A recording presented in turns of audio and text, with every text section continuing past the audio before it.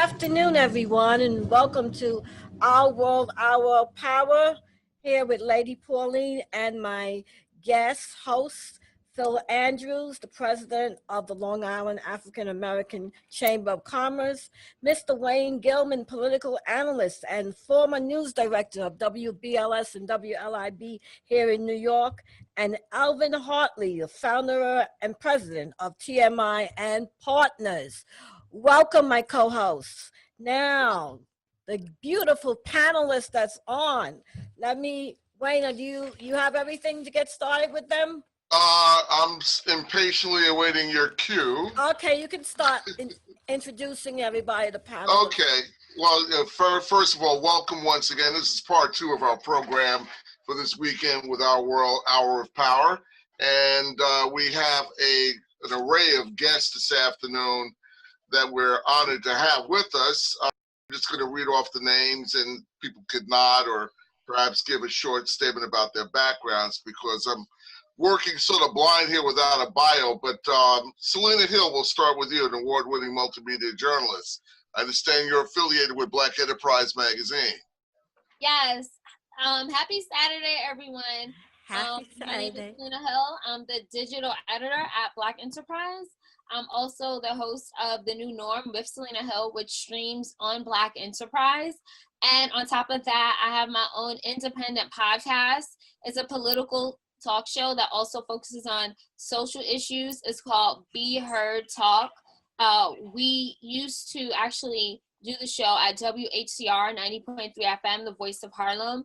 But now we're doing it primarily on Zoom and streaming, and Black Enterprise also streams the show, so you can catch it every Sunday at 2 p.m. Eastern live.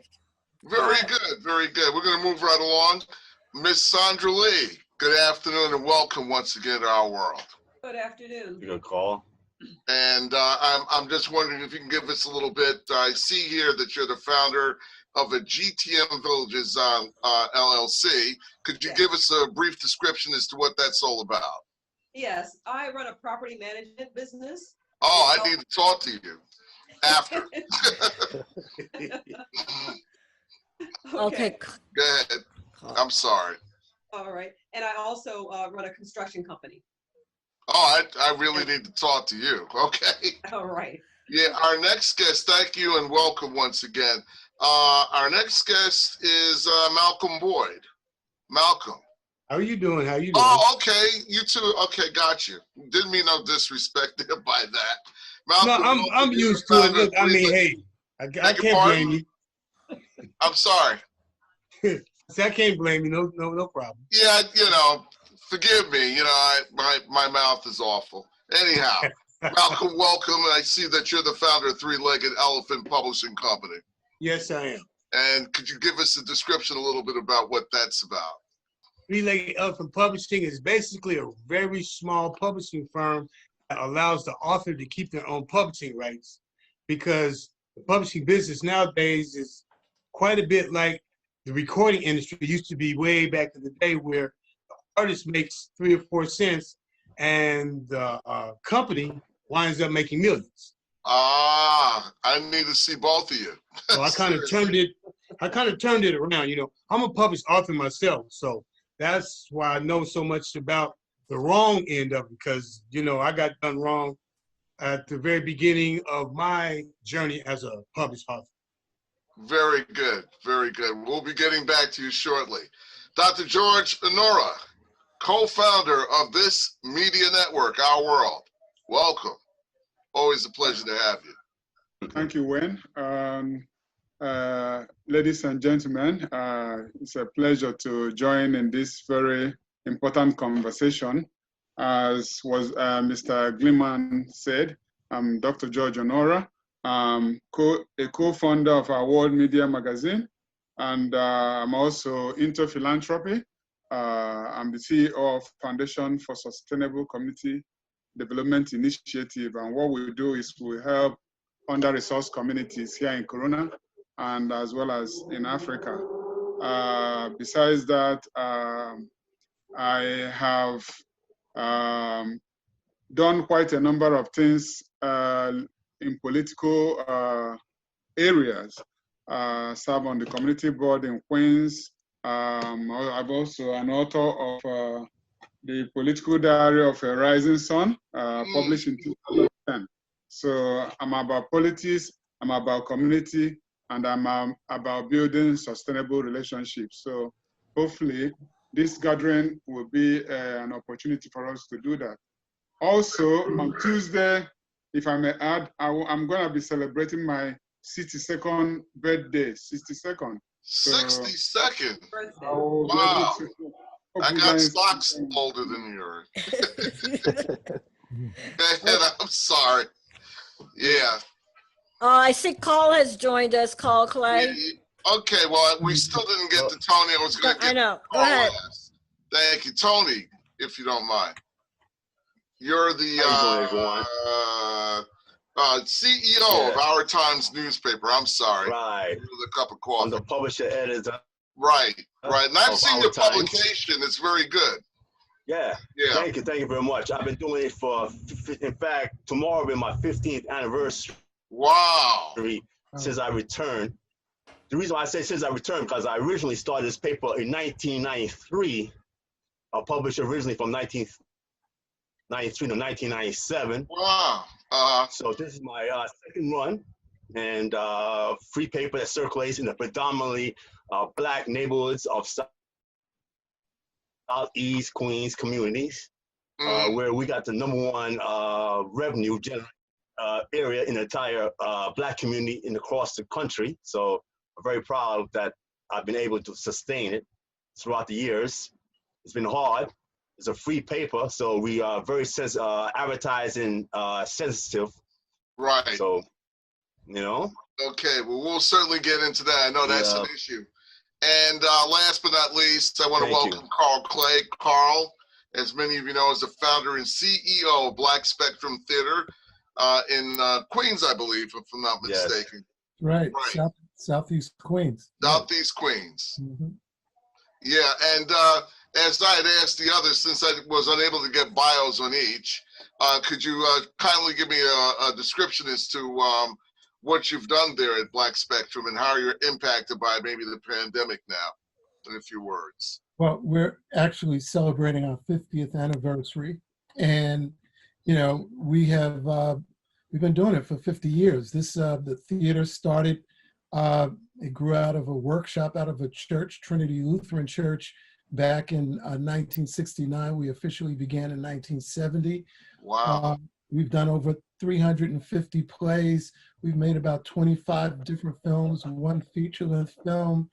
You know, my own career has kind of spanned the lifeline of Black Spectrum Theater at the same time.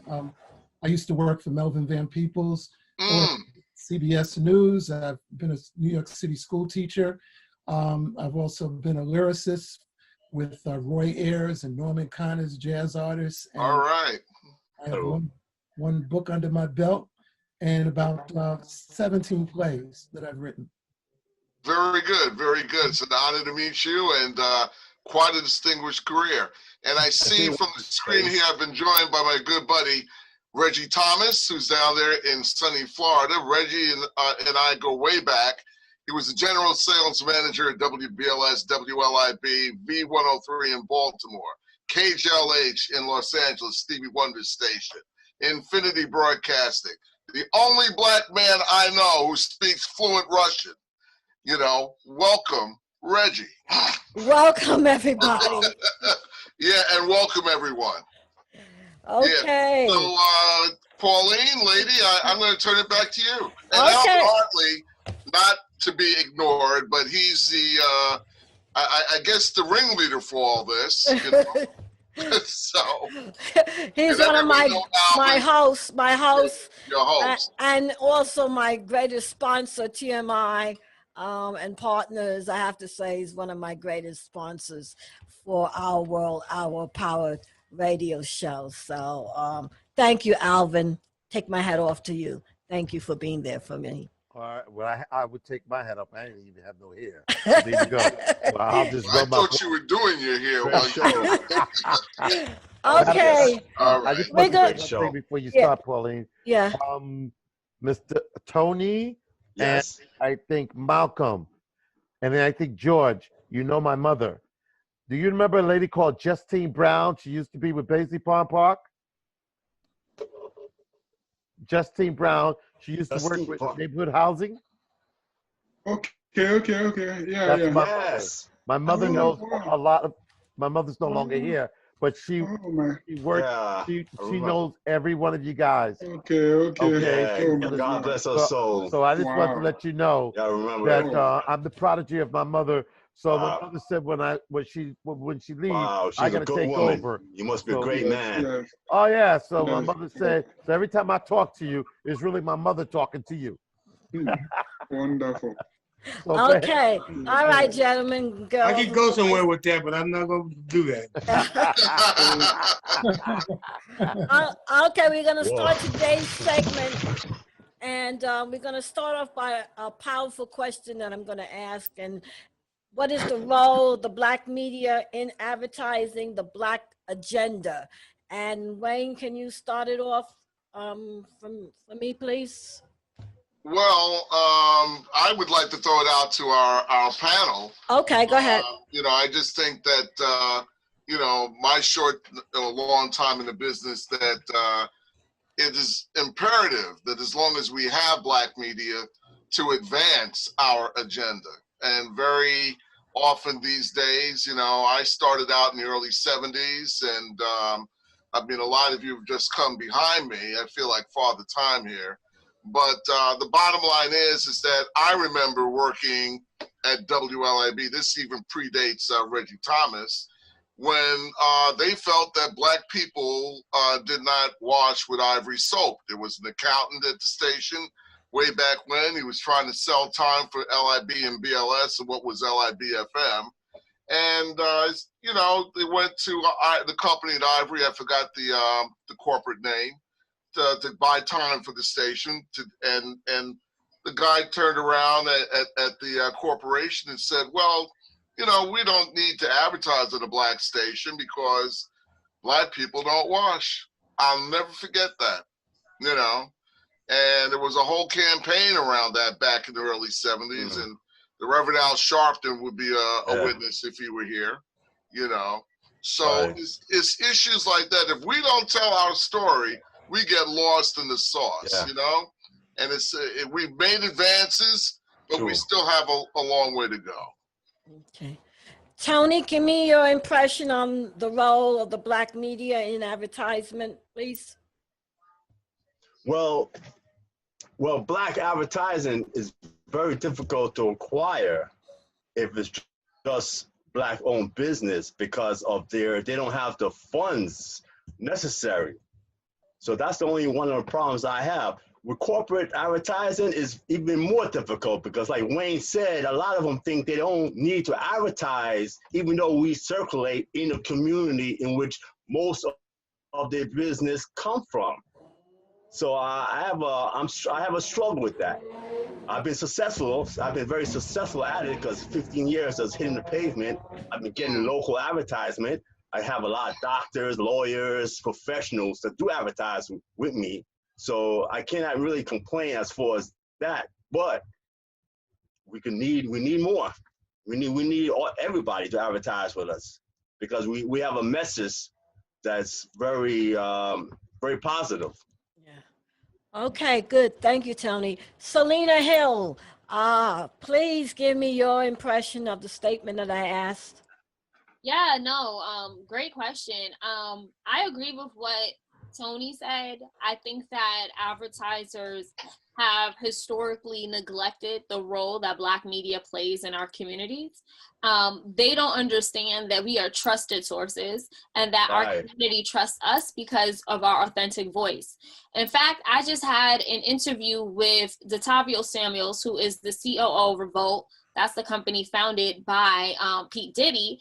And he was telling me this as well. And he said, I believe there's about a small percentage of advertisement from these big companies is actually allocated towards Black companies. I believe he said something like 2%.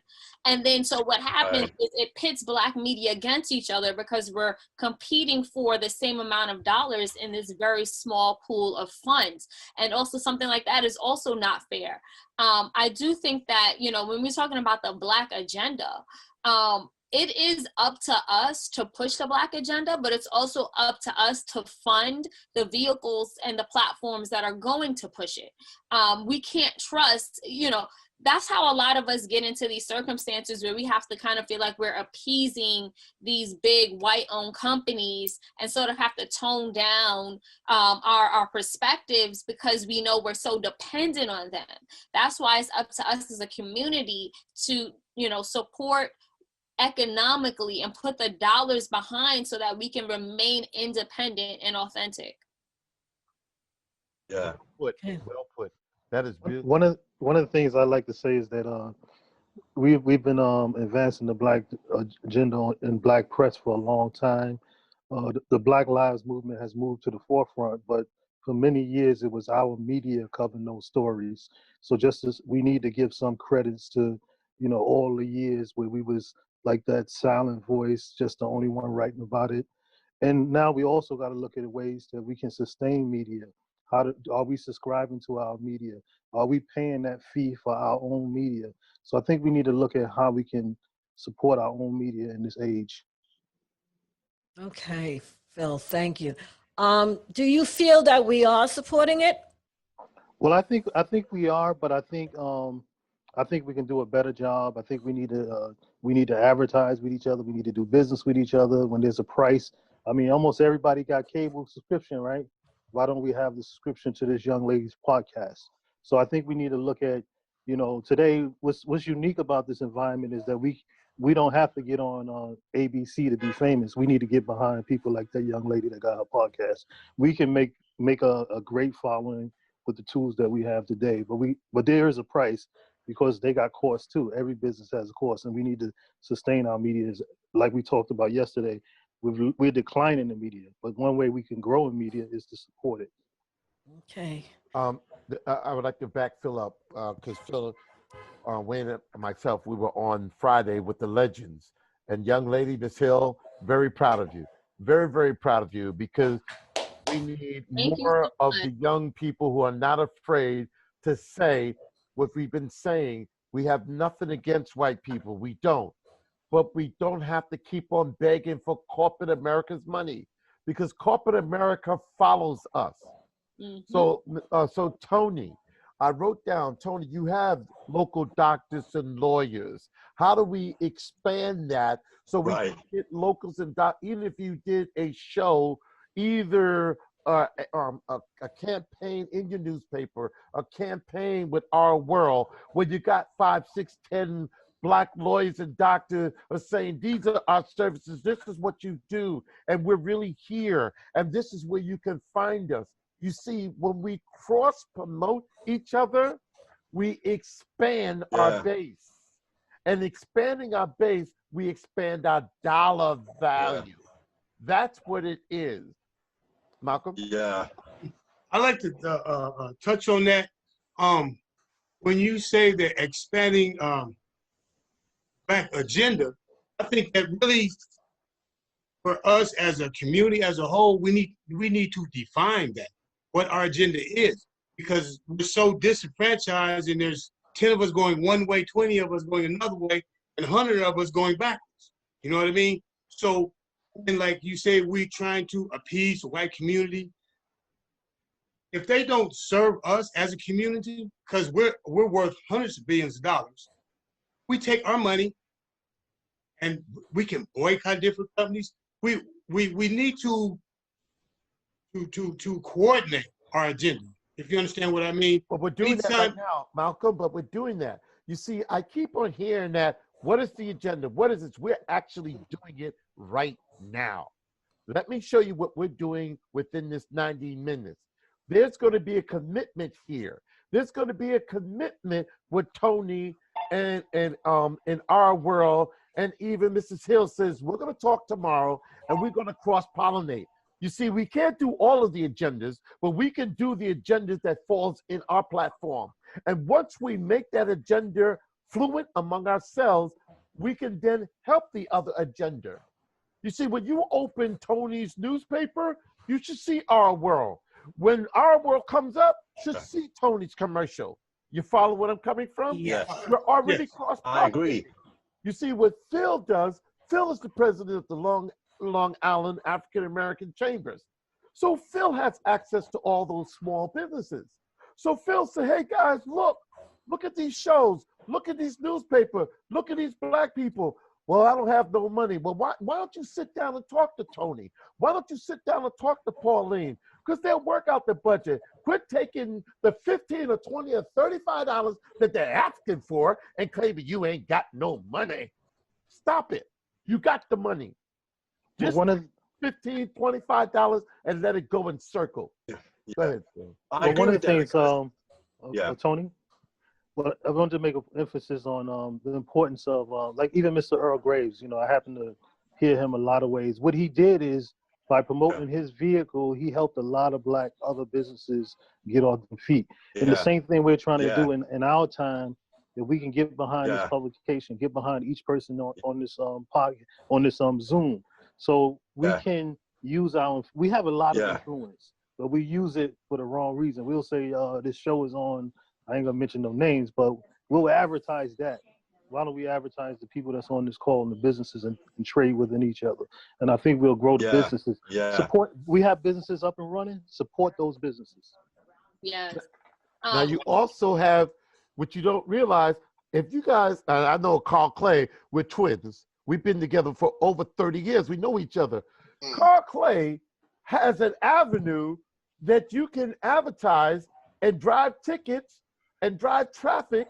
I mean, there's so much you can do. The man has brick and mortar. Carl Clay has an outside fan that runs advertising all day long. All of this is available for us to cross-promote with. That's the beautiful thing. You see, they will come because we got it. In old school, what they did, they came, they went to individuals, they paid off individuals to destroy each other. This is the time where we got it, y'all. We don't need to do that anymore. There's too much money that we can make together. Let's talk to each other. And Reginald would tell you, Reginald comes from that. He understands it at every level. Can if I can, we're getting some questions in the chat box to the question, Carl Morris, he's saying, what is the Black agenda? Can you describe it? And then he said, is reparations included? And I did want to just address that because I do think it's time for us to collectively come together and talk about the Black agenda. In fact, tomorrow on my live show, I'll be speaking with Dr. Wes Bellamy of Virginia and Candace, I'm forgetting her last name, but she is a local mayor in Maryland. They came together and formed what is called our Black Party. And what they are doing is they have created a Black agenda that they are pushing on a national scale. The way they're doing this is they're encouraging Black people to get involved, civically involved in local politics. Sit on your school board, get involved with your community board, make sure you understand who your police chief is, because I think one part of the Black agenda is being involved civically and politically and knowing that being at the table when those decisions are made. That's how we can get empowered, that information. And I absolutely also believe reparations. And then also Francine Holt, she also asked a question to the panel. She says, well, she made a comment. She says, if Black media partnered with small business, both the business and the publication grows and benefit. Touche. Yeah. Can I? Definitely. And the reader, the average reader appreciates that because I get a lot of donations from readers I got a letter last week from someone who sent me $400, and wrote me a beautiful letter because she's encouraged that we have Black-owned doctors, Black-owned lawyers, Black-owned businesses. The people want this, so it's up to us to get it. To me, they really want it. The people appreciate that. Here's what I'd like to say is that, especially about the Black agenda. I've heard that said a number of times. What is the agenda? What is the agenda? I've come to realize that the agenda has to be much smaller before it can be much bigger. And I think what Alvin was saying is spot on. The idea that we can create many networks that operate. You know, like if you look at electronics, you have certain cells, you have certain smaller components that then add to a larger component. We haven't gotten our smaller components together There yet. you go. We tend to think in terms of what's the national agenda, what is reparations, those are all good things to think about. But the micro networking is so important, and it really means that once you have a micro network together, other people. I'm gonna quote Dick Gregory. If you have something good, you don't have to ram it down somebody's throat. Right. They'll steal it from you. They'll copy it. And so the issue becomes, how do we form these micro networks that work and that serve each other? And I got news for you. Black media was decimated in a lot of ways historically. There's no Black radio anymore. Black radio has been decimated, okay? Yeah. There used to be a time you could turn on WWRL or, you know, BLS and get what was going on in the community. The church, everybody was tying in. They've decimated that. They've shut it out. Yeah. So the only thing we can do now is to begin to, you know, organize in smaller networks. And once that network is together, you add on to that network and then you build it. And next thing you know, you have an entire network of things operating. But independently, it starts with that one unit. And we've got to create units. So let's get busy. You have these white media people that's posing as Black-owned publications. Oh, please. Like the Caribbean Life. That's a white-owned Jewish-owned paper. Yeah. And very few people know that. And then we put our advertising dollars with them. So we have a problem with that. You have people that says pretend to be Black. But Ms. Hill, in fact, well, that game's been going on for quite some time. Yeah. You know, that's nothing new. I mean, the deal is that's why we have to recycle our dollars in our community. You know, I don't want to stop the other person from doing what they do. I also did time at Air America when it was around. It was a national radio network that gave birth to Rachel Maddow, Al Franken, of quite a few other people. Chuck D and I used to share the mic from Public Enemy, and the deal is, I find with these people, when they had their operation, they will fight amongst themselves, but they come out in unison. I find that once we have an opportunity, and we did a little discussion on this yesterday with the Johnson publication, as soon as there was a hint of competition within the own community, instead of supporting one another, they took this protectionist stance and said, all right, well, I built this empire. I'm not going to allow you to take over mine. Lady Pauline? Yes. I just want to piggyback on Carl Clay point. I had went through training with another community, and what we need to do is we need to build coalitions. Right. We need to build coalitions around our issues. In the coalition, we got to bring the right people to the table. You know, you can't coalition with anybody. So if we bring the right people together and we build a coalition, we could set up the issues, how long we're gonna do it. You know, give you an example of what they did. Some people during Sandy, some people wasn't getting service during Sandy, and they developed a coalition to get what they want. So we need to develop a coalition, and I have the PowerPoint. I got it from another community, but that's the thing we need to do. If we got an issue, we got to come to the table, bring the right leaders to the table, and commit to that those issues over a period of time, and we'll be able to document the success of what we're doing when we come to the table. And like Carl said, we got to come to this table. This could be that informal coalition, right? It could be the start of something major with media in our community in the Black agenda. But we got to get together. We can't leave this meeting and then there's no coalition built. And that, okay. Lady Pauline. Okay, so I just want to chime in a little bit.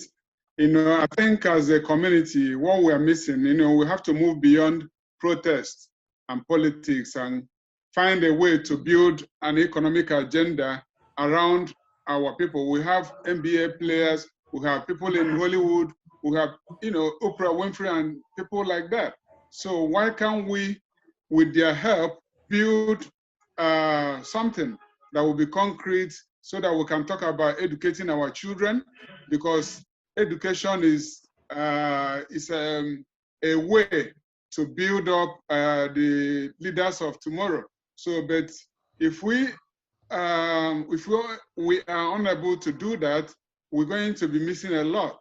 I've attended, like, for instance, Jesse Jackson's Rainbow Push Wall Street project for the past maybe 18 or 19 years. Over there, he has building Black economic wealth and agenda and things like that, Wall Street. So those are ways that we can, from this little conversation we're having today, come together, and then from there we can begin to populate our messages within the Black community so that we can now build our own, because we have this onslaught of, within the larger community, white, whatever, trying to, impose values that are antithetical to our progress, So coming together is one way we have to do this. And I think this conversation we're having today will be a very important first step. There's this Chinese saying, the journey of 1,000 miles starts with a single step. And I think that step is what we're taking today. But here's where I'm going with the agenda again. And please, I got a message. Please, everyone, if you're not talking, please put it on mute. So you're going to have to jump in and out of mute. I see Ms. Hill. The ladies did it already. The ladies are always in advance. So we'll jump in and out. George, I would like to address that, if you don't mind, Lady Pauline. George, it still gets back down to what we're saying. First of all, the Oprah Winfrey and all the rest of them locally, it ain't happening. It's not happening. It will happen when we make it happen. You follow me? Because they got everybody around the world, all these celebrities. Remember, everybody that is famous came from someplace. So instead of us looking to the people that are famous, look at the people like we're looking at Mrs. Hill. Okay, then we're looking at Tony, who's been around for the longest as well. These people are coming up the rank. So you get them when they're coming up the rank. You don't get them when they already got there. Okay, so that's the key thing. Carl Clay, 50 years. All right, then. Carl Clay watched all the celebrities go up the rank. But how many celebrities are lining up because they need big pay? But one person comes to Carl Clay that's out of Hollywood to do this 2 weeks, can help Carl Clay pay for one meal, or at least 2 meals, right, Carl? But what it does, so we have to smoke it.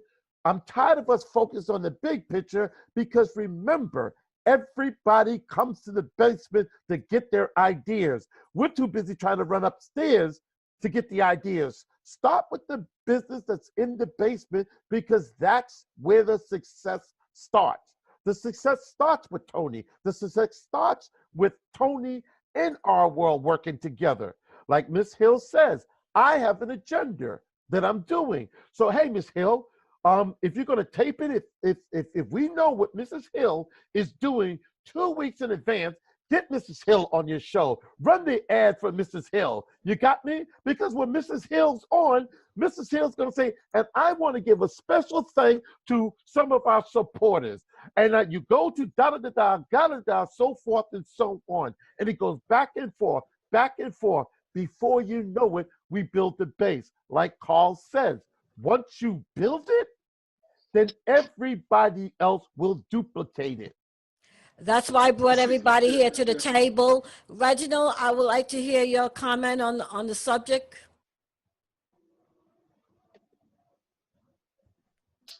He's on mute. No, he's not on mute, but that's interesting. Okay. Reggie. Mike. Okay, here. I His hear mic him. may be low. Yeah, I think your mic may no. be low, Reggie. Turn the audio up, maybe, Reggie. No. Okay. Okay. I think I can read your lip. Hi, how are you? My name is Reggie. We'll move on to the next. Okay. Okay, Reggie. I want to say something about competition. There's no such thing as competition. Competition helps all of us. You know, it's like what Shirley Robinson said, the great fighter. He said he used to go to bed dreaming of somebody that could fight him because that's the only way he'll grow. So a lot of people look at competition as being detrimental, but competition actually help us all. So we just got to work with each other. Okay, sounds good. Like to move on to the next question, which is embrace journalism to tell our stories through our own lenses. I happen to really love that statement, and I want to start it off with, let's see, Carl Clay, please. I can't hear. Carl, please take yourself off mute. I don't hear nothing. Oh, okay, Carl. Let me say, can you hear me? Carl, you're still on mute. Yeah, I see him mute signed. Okay. Can you hear me now? Yeah, Yes. we got you. Okay. Okay, Carl. The question I asked is embrace journalism to tell our stories through our own lenses. Being that the type of work that you do, can you answer that question for me, please? Journalism has its place in terms of being able to tell our story, but I think journalism is dictated by he who controls the editorial process of what's been written, because I've seen a lot of brilliant stories written and they get diced and cut up and butchered by somebody who has a political angle, or at the very least looking to satisfy the owners of the paper or something like that. When you have ownership like somebody like Tony, who has complete editorial control over his paper, that can be a very powerful thing. As we go up the food chain in terms of the journalistic landscape, from the Daily Newses to the New York Times to the the Washington Post and all of these larger papers, you find that the writers may have the most honest intent to tell a story accurately and tell truth to power. But again, somebody decides that, that's not what we want to publish today. We want to put that one in the drawer until later on, and later on never occurs in a lot of instances. So I think journalism is very powerful. It's powerful for us as a theater because, how you write about a play, how you talk about it is very important. Is your goal to improve the level of efficiency of the writers and the producers and the actors, or is it to, destroy it, make fun of it, put it down? I had a conversation, and I won't say what paper it was, but this goes back about 10 years ago. The editor of a paper sent some reporters out for a program we were doing. It's something that occurred at our theater in which we were looking to give some folks a chance to, do their thing. And this writer came and they, they wrote a story about it. They didn't like the performances. But what they did was they said, and, in the theater is, in Roy Wilkins Park and, Southeast Queens and blah, blah, blah, blah, blah, and blah. And that's where they got me hot. Because I said, look, you can talk about the things that go on stage because that's part of the process of development and everything else. But I dare you talk about this community. I dare you talk about this theater, because we're the shell that allows things to go on. So how do you attack that? This is a platform. Don't attack the platform. Don't ever do that. But it just shows you that there's a, you know, it always depends on who's in charge, who's calling the shots, you know, and what their political or progressive outlook is on the world. Or are they just trying to trip, or they have somebody else's agenda in mind? So I think it's journalism can be the water that allows plants to grow, or it can be some acid that just, you know, kills everything, you know? Selena, what's your take on it? I know you're very deep into journalism. Yes, and before I get to that, I do want to say that we're getting a lot of Q&A in the chat box. Diane Sears said, excellent concept regarding coalition to drive dialogue and solution-based actions concerning key issues. And then Harry Chambers said, I like the concept of creating a micro networking model that cross-pollinates local Black businesses with local media. What information is available about creating this opportunity? Harry Chambers, Osborne Enterprises. Thank you guys so much for chiming in. Yeah, to answer the question, journalism, I think historically has always played a huge role in telling our stories and our lenses. In fact, I, for 2 or 3 years, freelance for the New York Amsterdam News, which we know is the longest running Black-owned newspaper in the nation.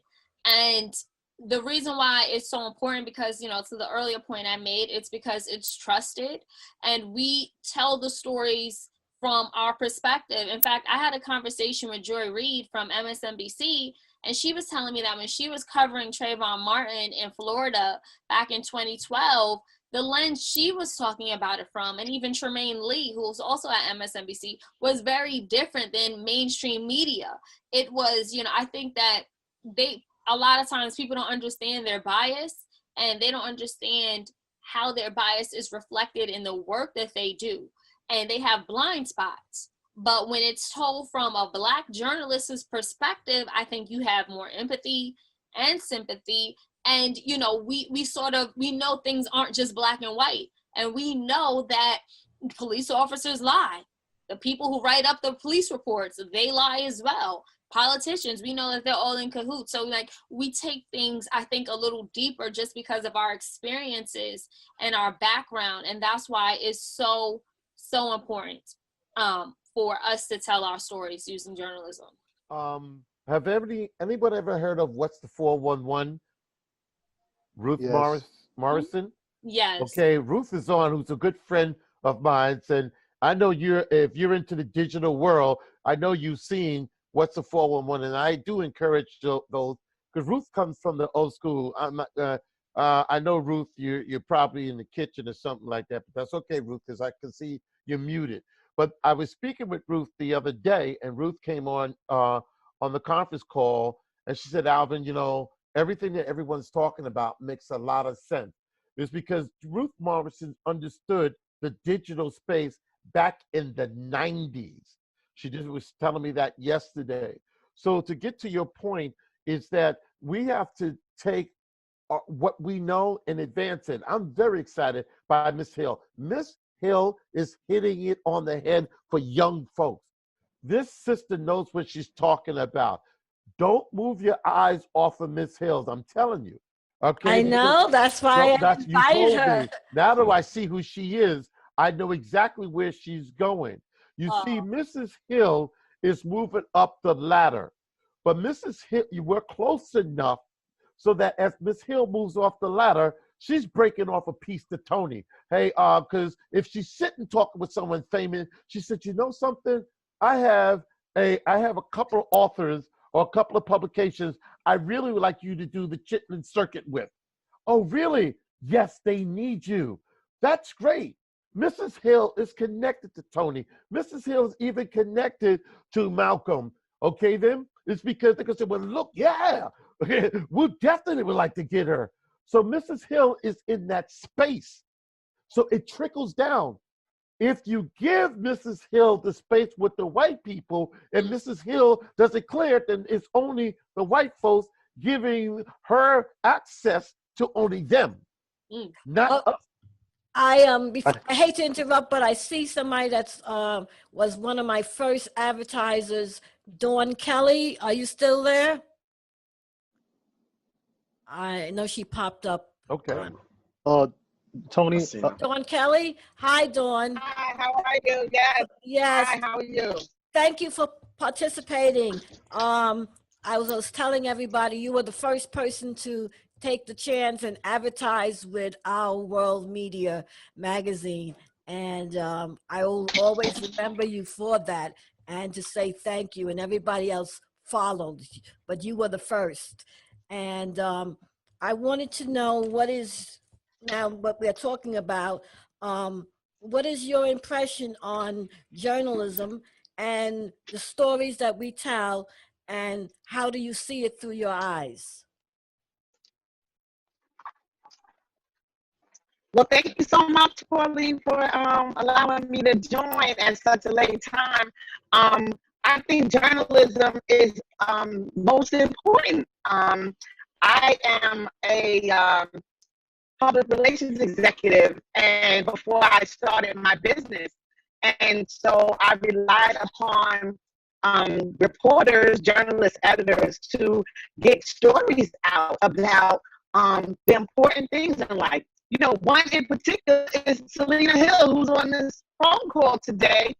It's just so ironic to me how small the world is, because when she was first starting out in her career, I was an executive at Prudential Financial, and we involved her in a lot of the events that we created at Prudential, especially around the financial behaviors of African Americans. So I really do believe that reporters are very, very important to the United States of America and to the world, because they make sure that we know what's going on, because none of us can know what's going on all over the place. So we need them as an extension of our eyes and our ears to let us know what's going on and how it affects and impacts our lives. Hey, and now you, hi. Now you and Joe, Pauline, I mean, I want to tell you that, you know, it wasn't hard for me to decide to, you know, be your first advertiser. Listen, you know, we were starting as a new business here in Jamaica, Queens, the Nourish Spot, and you and Joe were jumping out on faith to start Our World Media, and I thought, you know, it was like appropriate timing. You know, I believe that God doesn't make any mistakes, and so it was appropriate timing. You know, we partnered together, and look at us both now.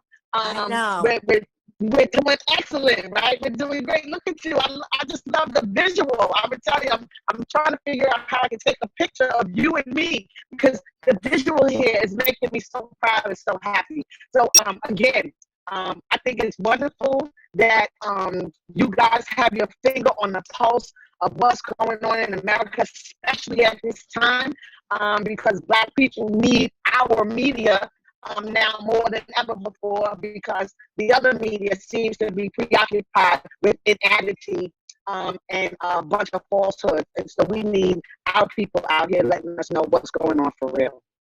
Thank you so much, Dawn, for everything that you have done over the years for Our World, for me and Joe. I appreciate everything. And I always said when I started my radio show, I was going to bring you aboard, which I did. And I still want to continue working with you, Dawn, with doing another radio show, you know, especially because you have your healthy eating.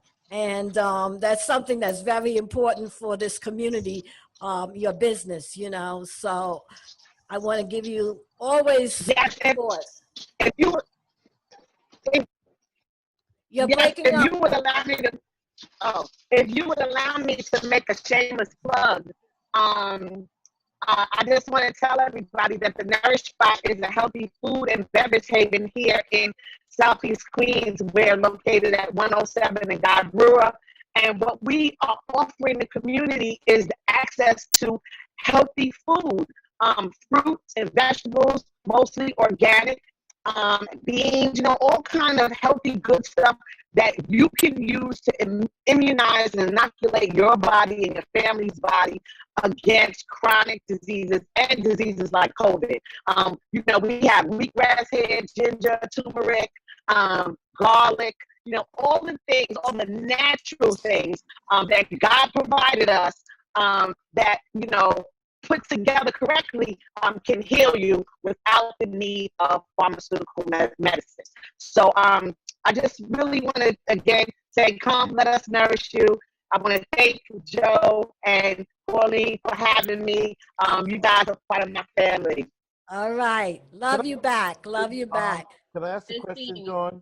Yes. Yeah. Dawn, can you hear me? Yeah. Yes. This is a good-looking guy, so I want to ask you a question. I got a lot of myself, girl. You know what I'm saying? I was just sharing with my colleagues because I'm on a lot of medication now, and I spoke to my sister Pauline, and I just spoke to my doctor. I want to get off some of these medication.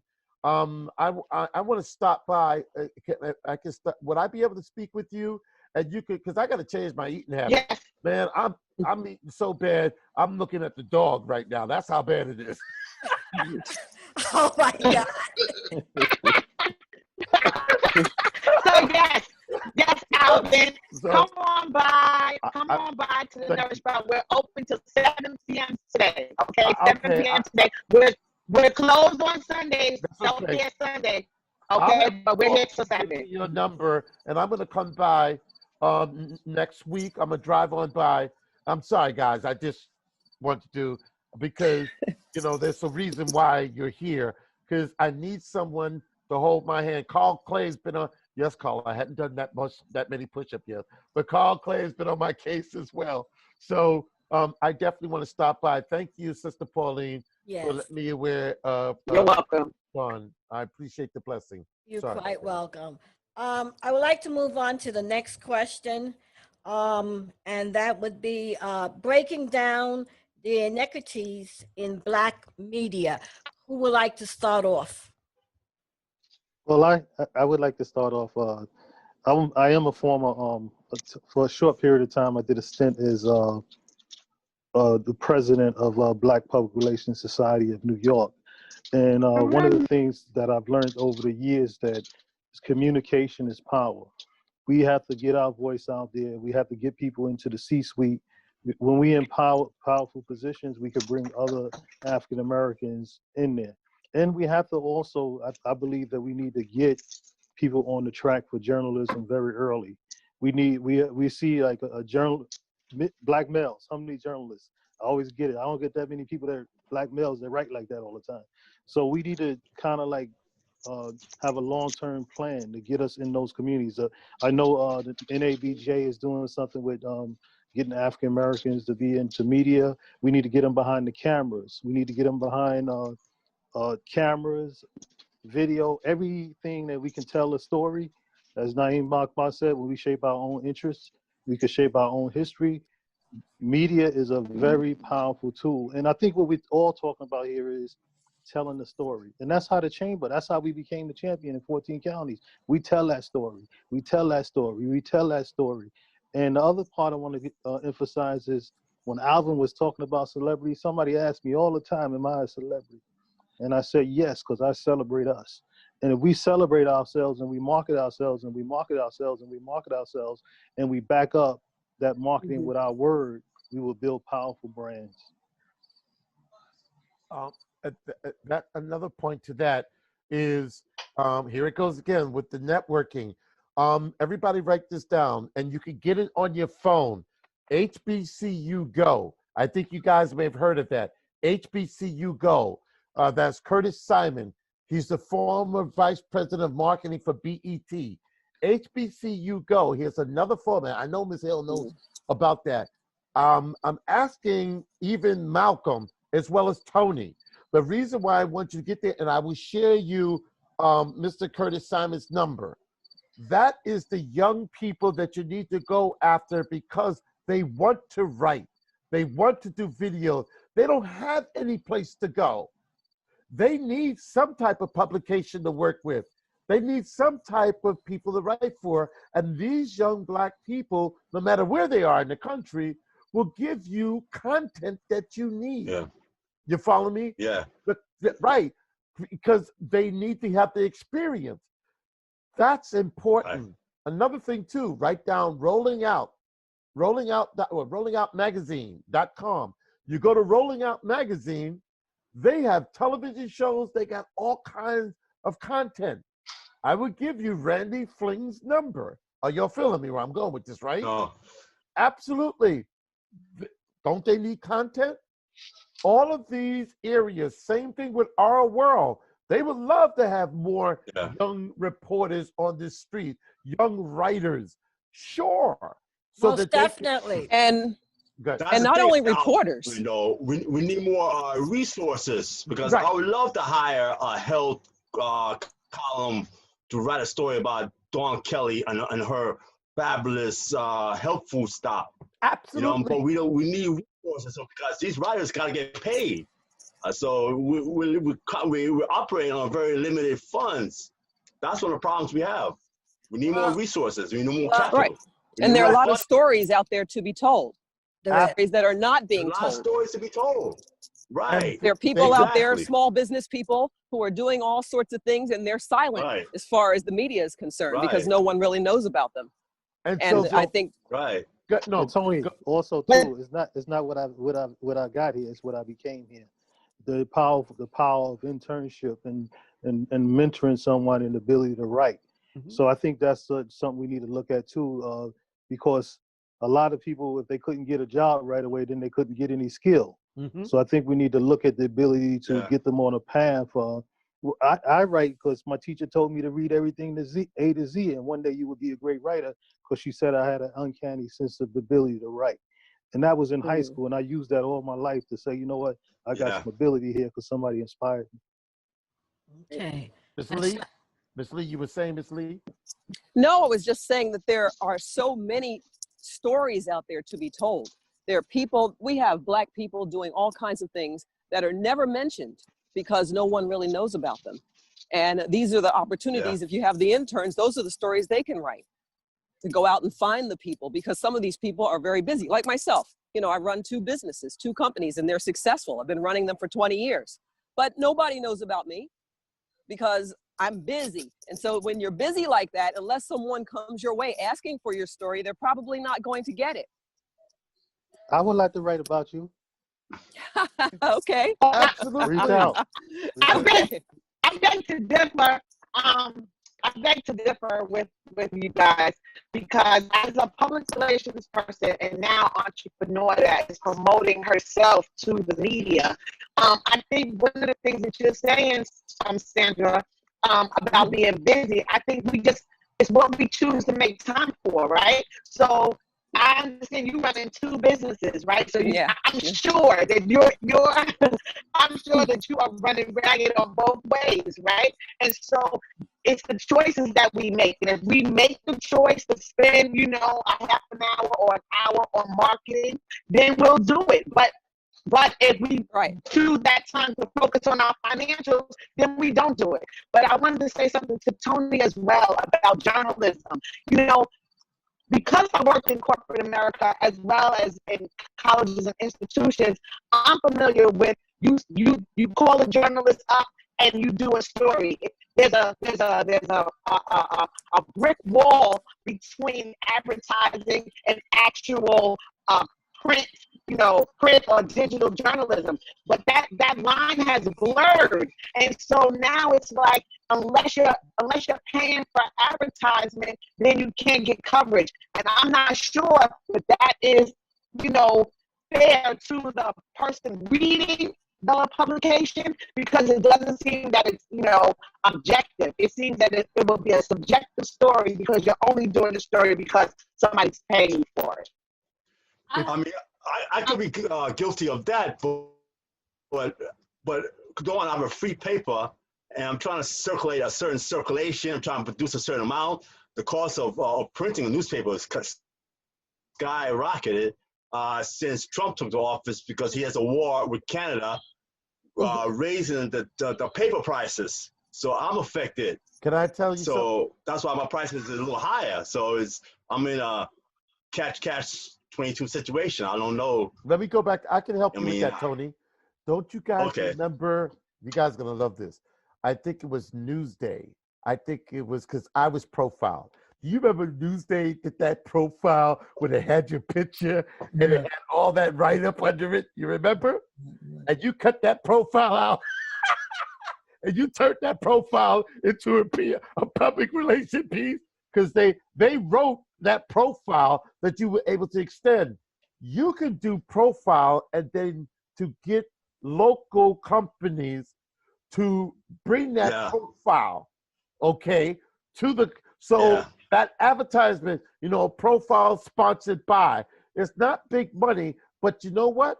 If you sell that at a lower rate and have them put it there, after a while, because you got to remember, people keep those profiles and circulate those profiles. You see? Now that's print as well as digital. You see, you have to learn, and what Dawn was saying to Miss Lee, she was basically saying, which a lot of companies need to be educated on. They know how to run their business, but they don't know how to market and promote their business. They run their business, but they don't know how to market and promote their business. And what Dawn is saying, you need to cut a little piece of money out there, even if you got to pay someone to do a press release on yourself, because that will generate more business.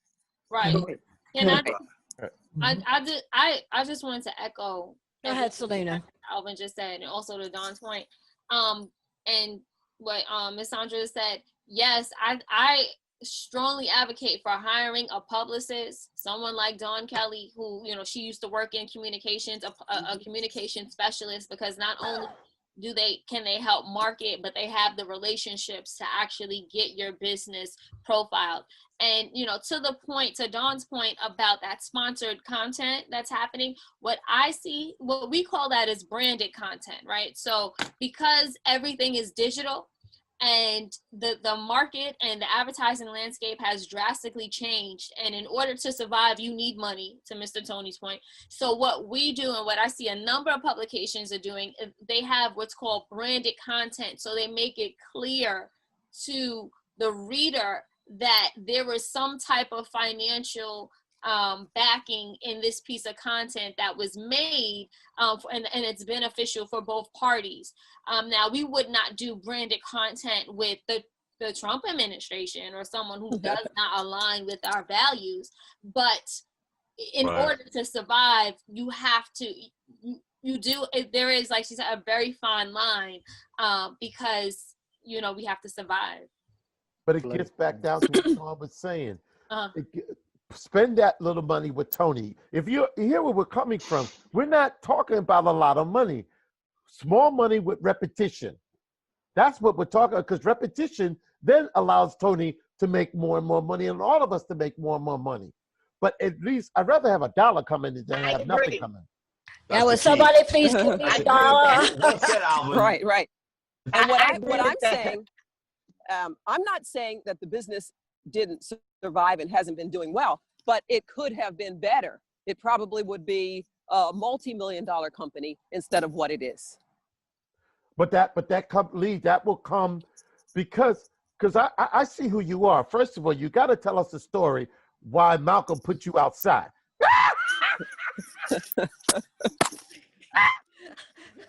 Oh my God! Must we go there?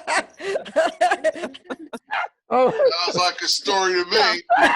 Hey, Alvin, me and you, bro. Me and you.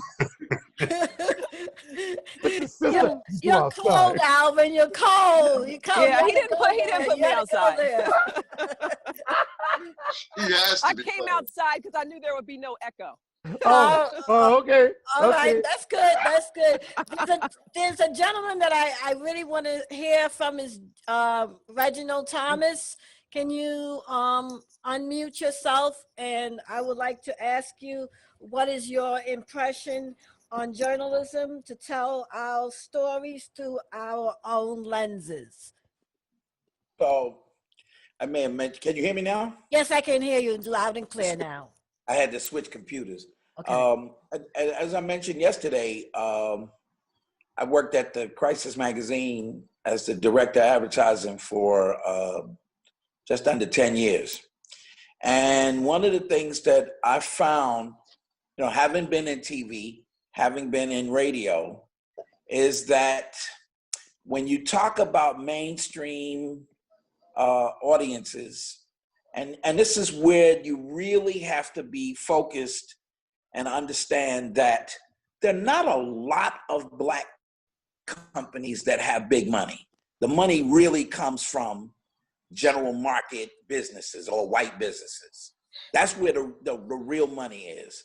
And the thing is that what I found is that, yes, journalism is a big deal, but you got to get real creative in terms of how you're going to generate the money. So one of the things that I saw what was germane, because it was difficult to get people to buy into just buying the journalism. Yeah, they would get involved with the Image Awards because television was involved in that, and you had print, and there was some marketing on TV One at the time. We had that arrangement.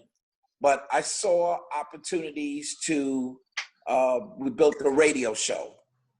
George Laura Blackburn was my boss. She lives there in Jamaica. We created a radio show on there. We brought Wayne on to help her out. Another thing that we did was event marketing and planning.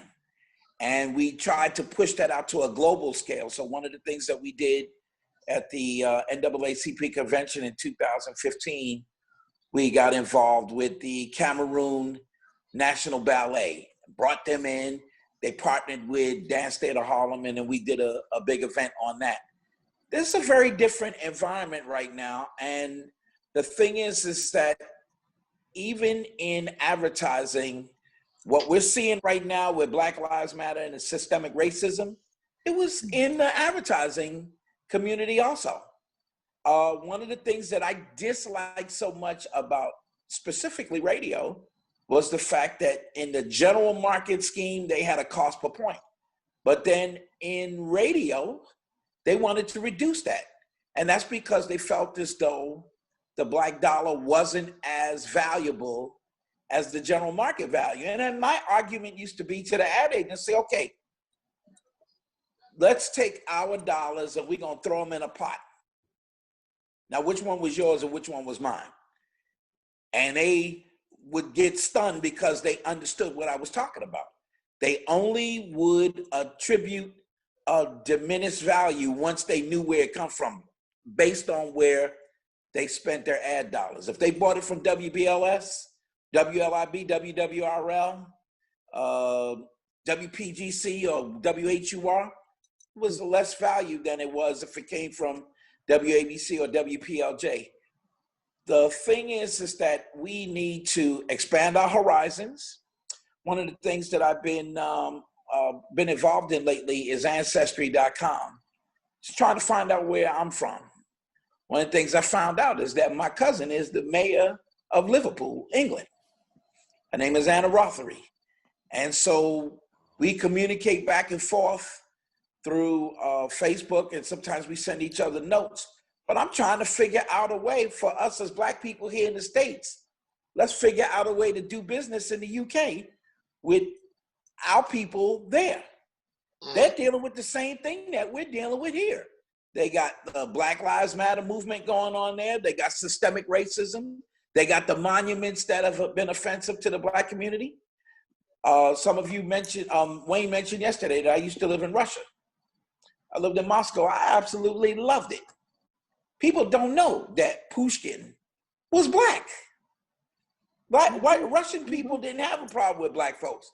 People like Paul Robeson, they lived there. They had friends there. The deal is that we got to expand our horizons beyond this periphery here in the U.S.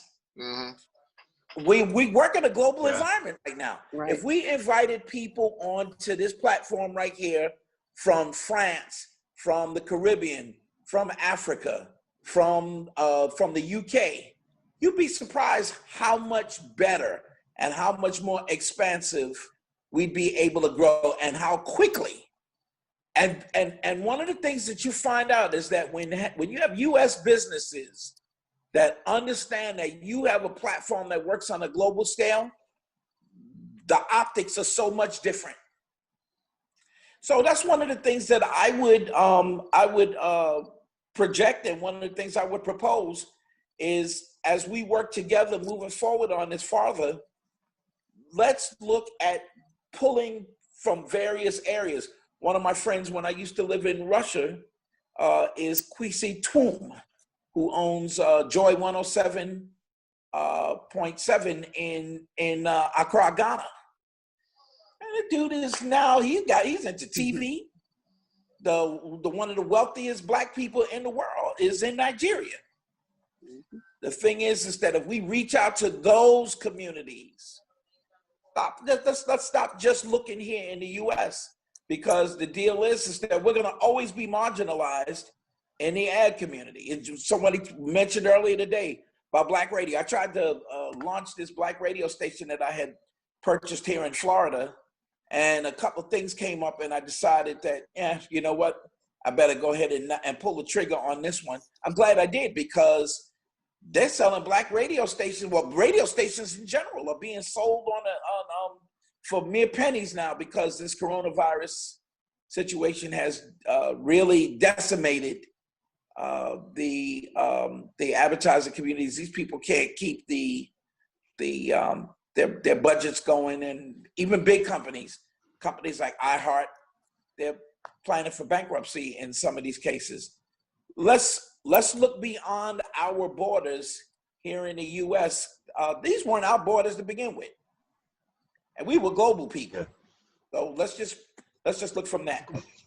Pauline, we That's have a good point, Reginald. Pay for the commercials real quick, Pauline. Yes, that's true. All right. Well, we'll start off with the law firm of Stephen G. James and Associates.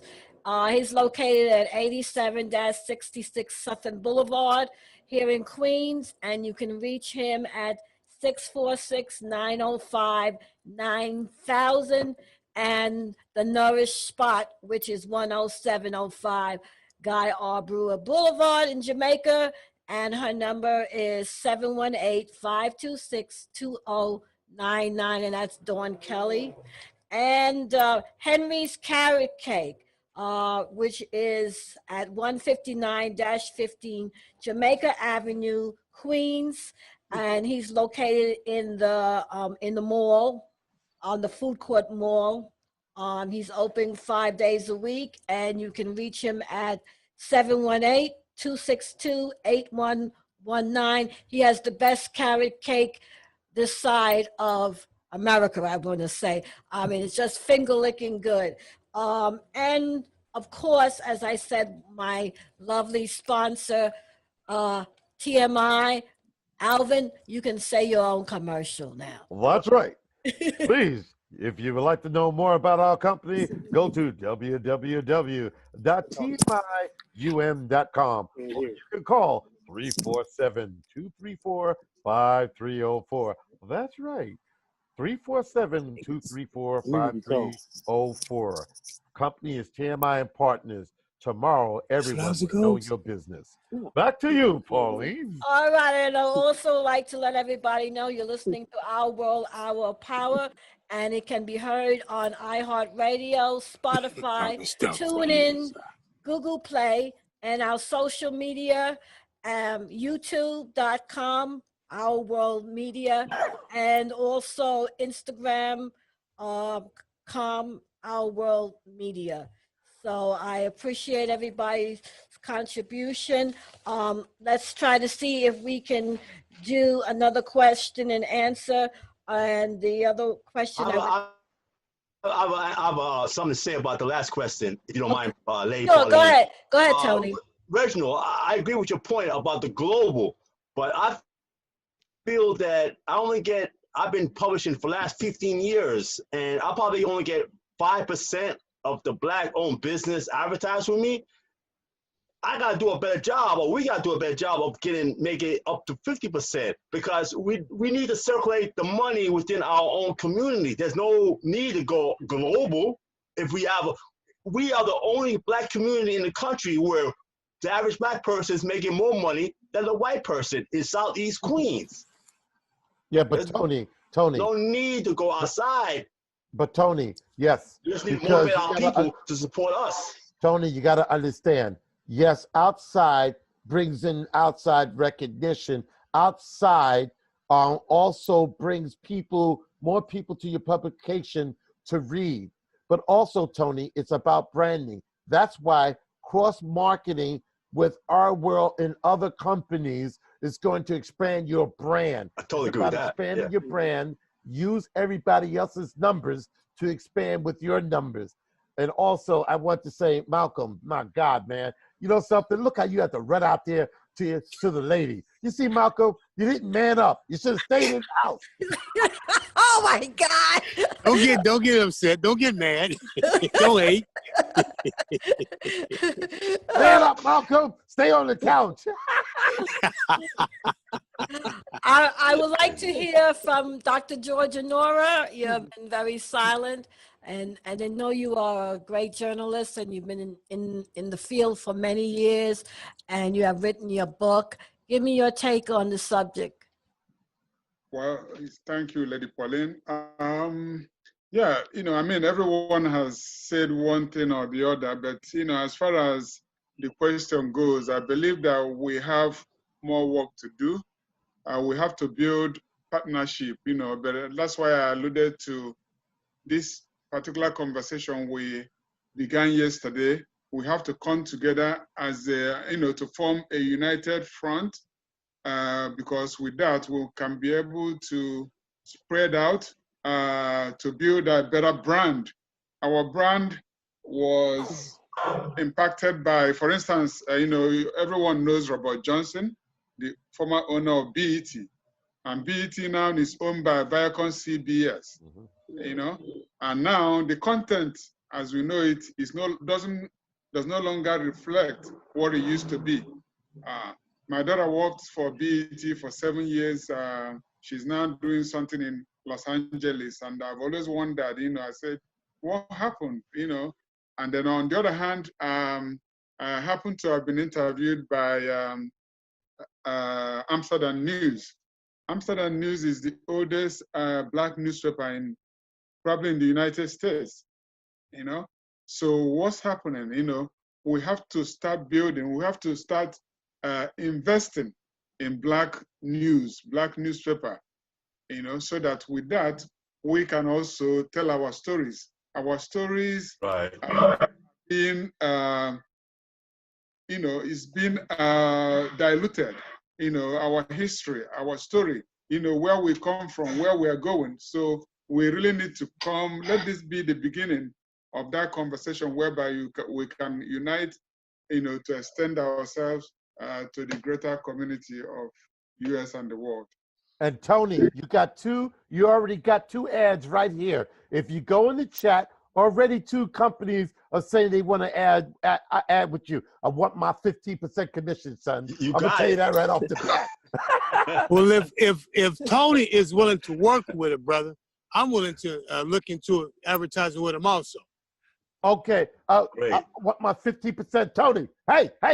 You got it. You got it, Alvin. Carl Clay. Do I hear Carl? Carl, do I hear something from you, Carl? Did I get an ad call? Well, it's my longtime advertiser too. Hey, guys, you're gonna have to split some of the money with me, with Our World. You cannot leave Our World out in the cold. Understand what I'm saying? They want that profit. No, I brought everybody together, so I need a piece. Up in 9 different directions. Can't leave you out. The whole thing about it, you already got people in the chat room. You already got people coming in to advertise with you. So you need to get in that chat room before they close us out and find out who those people are. Okay. Right. Selena, when you share, do the spreadsheet like I did and email it all to the panelists so that all the panelists can actually have their telephone number and email so we can start talking to each other immediately? Okay. There you go. Selena, I know that you are able to see people's response and people who has called in. Do you have any more people that you would like to mention while we're here? Sure. Well, I think Ms. Alvin already mentioned it. Francine Holt says, I'm committed to running an ad with Tony. She also says, I love my people. We are beautiful, Sandra. We got you. Yeah, so it was just a lot of love, I think, and it's a lot of support. Okay, that sounds good. Now, it's 5:23, and I would like to. Already? Yeah, Wow. I would like to say to everybody on the panel, please tell the audience how they can get a hold of you all. So Get your pen, because I want to get this guys. okay, so we're gonna start off with Alvin. How can people reach you? Well, that's right. You can call my private number. Well, that's 917-443-8573. I'll repeat it again for those who write very slow. That's 917-443-8573. I'll put it in the chat too. Thank you, Pauline. All right, Tony Johnson. Well, How can people reach you? yeah, my phone number is 718-864-6028. That's 718-864-6028. Or you can reach me by email at tjohnson192@hotmail.com. That's tjohnson192@hotmail.com. Or you can write to my P.O. Box. Okay. At P.O. Box 110014, Cayman Heights, New York, 11411. Our times. I like that voice, Tony. I like that voice.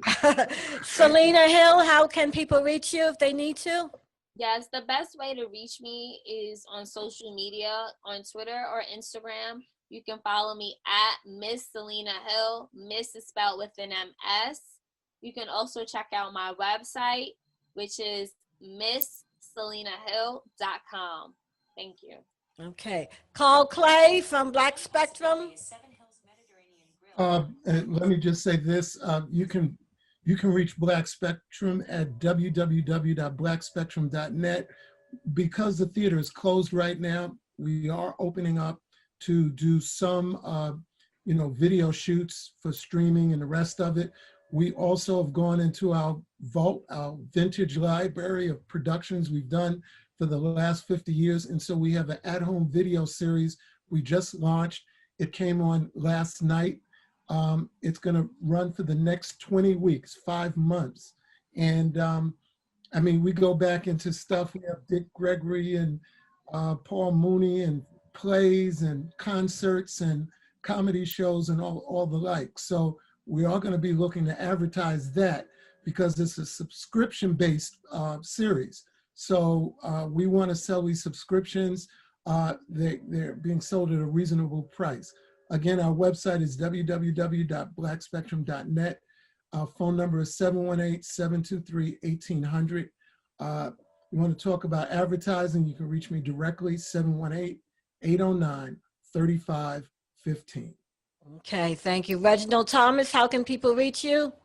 You can reach me by phone at 217-530-1555 or email me at Reggie Thomas Jr. as in Junior at AOL.com. Okay, thank you. Sandra Lee, how can people reach you? Yes, if you need anything done construction-wise, repairs and properties, things of that nature, you can reach me at 856-229-4373. Okay, Malcolm Boyd. Yes, if you're interested in getting a manuscript published or edited, go to my website. That's 3-leggedelephant.com. That's not the number 3, but spell it out, 3-leggedelephant.com. If you're interested in anything I write, any of my novels, go to manwalker.com. That's MANNWALKER.com. That's my website. And if you have any questions, any concerns, I'm also available at my email address, which is malcoboyd@gmail.com. Okay, thank you. Dr. George Honora? Oh, okay. So you can reach me through all the social media platforms, Instagram, Facebook, LinkedIn, Twitter, etc. My number, again, is 347-258-8177. Okay, thank you, Dr. Georgia. Dawn Kelly, how can the public reach you? Okay, the Nourish Spot, you can reach us through by calling 718-526-2099 for curbside pickup, and you can reach me there as well. If you don't want to drive over here, you can use Uber Eats, DoorDash, Seamless, Grubhub, or Postmates. And we're located at 10705 Guy R. Brewer Boulevard. That's the old New York Boulevard for those of you that are over 40.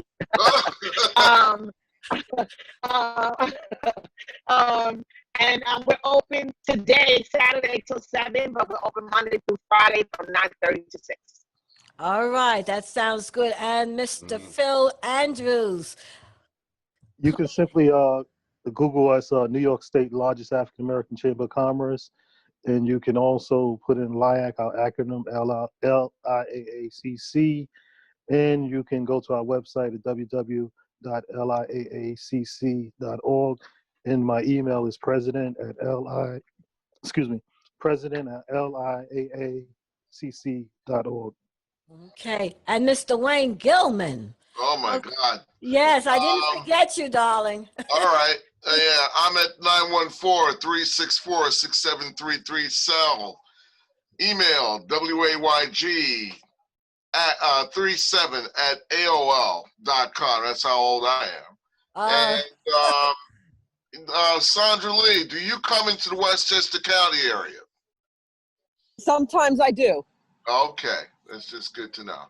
All right. I wanted to add my email address. I didn't put that in there. It's slresidences@verizon.net. Great. So the phone number is 856-229-4373. slresidences@verizon.net. Is somebody going to make a list of all? And I also, Yes, Carl. Yes. Yeah, we have a list, Paul. I also wanted to give you guys Nourish's email. It's nourish, NOURISH.eden, EDEN @gmail.com. That sounds good.